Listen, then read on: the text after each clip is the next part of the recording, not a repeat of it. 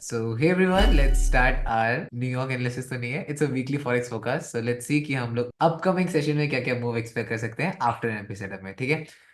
अब हम यहाँ पे देखते हैं कि हम लोग क्या मूव एक्सपेक्ट करेंगे। तो सबसे पहले मैं 3 मंथ्स में देखना प्रेफर करूंगा। तो यार 3 मंथ्स में अगर मैं देखूं तो मार्केट ने कहीं ना कहीं एक बाइंग मूव दिया है। डन। ये डॉजी की मार्केट ने ट्राई करा, हाफ विक ट्रिगर करने की कोशिश करी है, बट हाफ विक तक मार्केट नहीं पहुंच पाई। पहला point. Done. Half wick market की है कहाँ पे, पहले ये देख लेते हैं। मार्केट की जो हाफ विक है वो आपका कुछ 2710 की जोन में हाफ विक पड़ी है। That mean half wick market पे एक्ट क्या कर सकती है, as a major resistance. Yes और नो। डन। ठीक है।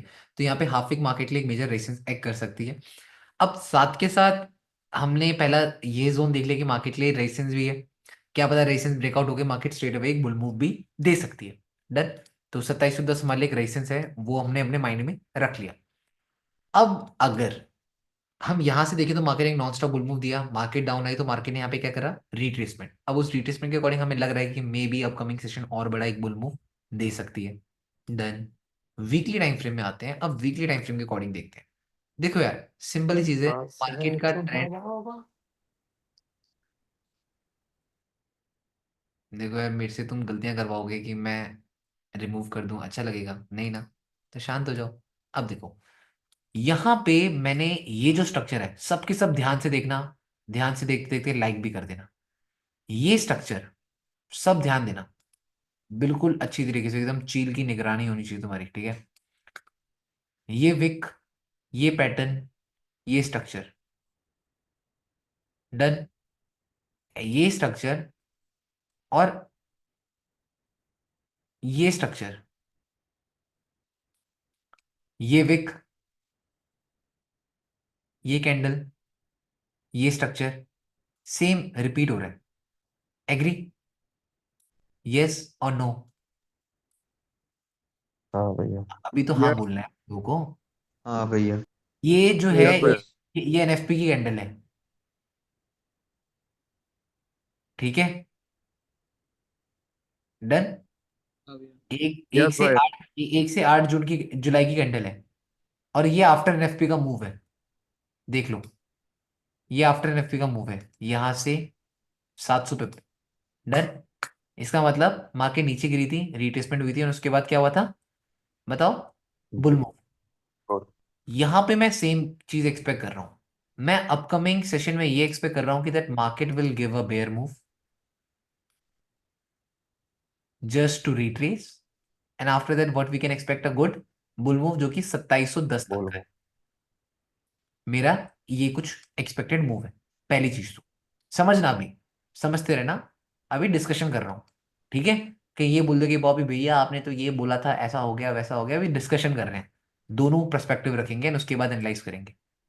अगर वीकली में मार्केट डाउन आती है तो डेली में भी डाउन आएगी। यस और नो? हम्म, अगर डेली में मार्केट डाउन हाँ। आएगी, क्या सिंगल कैंडल मार्केट का ट्रेंड चेंज कर सकती है? नो। नहीं भैया। नहीं। अगर सिंगल कैंडल डाउन आ रही है, दैट मीन वो ट्रेंड तो चेंज नहीं करेगी। That mean what we will use are फिर रिट्रेसमेंट। और अगर मार्केट फर्दर डाउन आती है, ट्रेंडिंग लिक्विडिटी डन। यस और नो? हम्म, यस अदरवाइज भैया। हाँ भैया। फिर रिट्रेसमेंट टच, यस भैया। 50 रिट्रेसमेंट।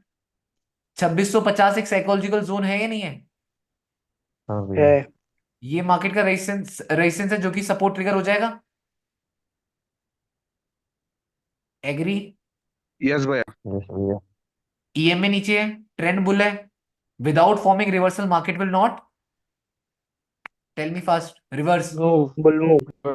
ठीक है। तो यहां से या 38 से मैं यहां से एक मूव एक्सपेक्ट कर सकता हूं जो कि 2650 से सीधा सीधा 2710 तक भी मैं पहला अगर एक्सपेक्ट करूं तो भी 600 पिप हो गए। अदरवाइज 2720 देखूं तो 700 पिप हो जाएंगे। तो मार्केट के 700 पिप की रेंज तो डन है, जो मेरे को बाइंग साइड लग रहा है। बट उससे पहले हमें क्या देखना पड़ेगा, मार्केट का बेयर मूव। और अगर मार्केट बेयर मूव देगी डेली टाइम फ्रेम के अकॉर्डिंग, तो वो क्या है बताओ जल्दी? रिट्रेसमेंट।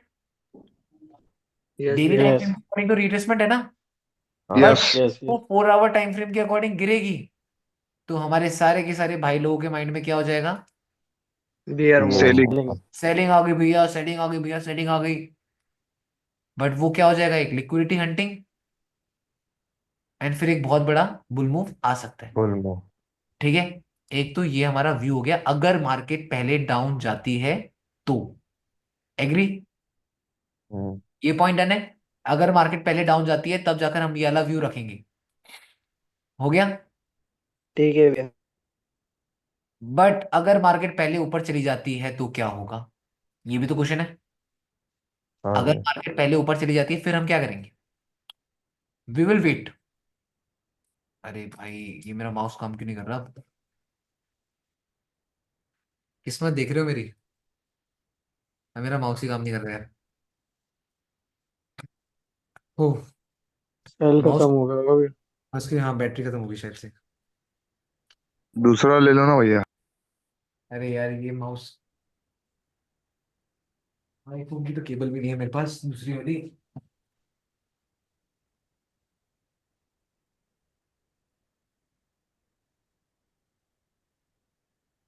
फंस गया, ना स्ट्रीम बंद हो सकती है ना कुछ हो सकता है।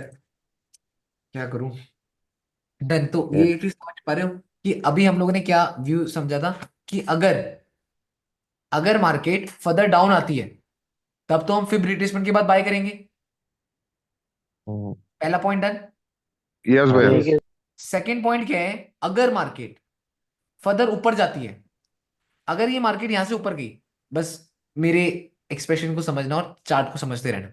अगर मार्केट यहां से फर्दर ऊपर जाती है, ऊपर जाकर हमें पता है कि रैंडम चलती हुई गंगा में हाथ तो नहीं मारेंगे बाय में। नहीं। जब मार्केट नॉन स्टॉप ऊपर जा रही है तो हम लोग सेल भी नहीं करेंगे। क्यों? क्योंकि हमें पता है अगेंस्ट द ट्रेंड नहीं जाना। याद है या नहीं है? Without forming reversal market will not fast बस। रिवर्स। क्योंकि अगर मार्केट ऊपर जा रही है, ठीक है, रेजिस्टेंस के पास में आ गई है, तो एग्रेसिव सेल मत करो। वेट करो यहां पे रिवर्सल पैटर्न बनने का। समझ पा रहे हो? तभी तो सेल कर पाओगे। हाँ भैया। अगर रिवर्सल हाँ। ही नहीं बनेगा तो सेल ही नहीं कर पाओगे।